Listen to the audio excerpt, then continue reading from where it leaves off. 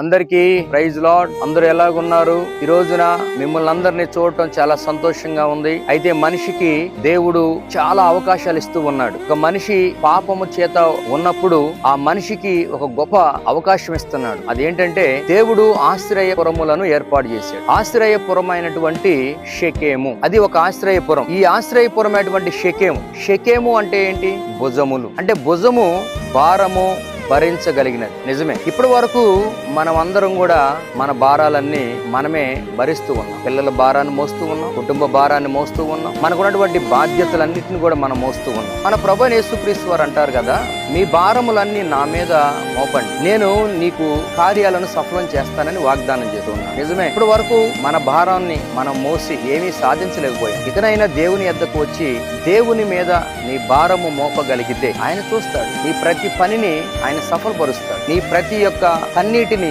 ఆయన తుడుస్తాడు. ఆయన సర్వశక్తిమంతుడు గనుక ఆయన యొద్దకు రండి. ఆ షెకేము అనబడుతున్నటువంటి ఆశ్రయపురములో చేరగలిగితే నీ భుజముల మీద ఉన్నటువంటి భారమును ఆయనే దించివేసి నీకు శాంతిని, సమాధానమును దేవుడు నీకు అనుగ్రహిస్తాడు. ఆమేన్.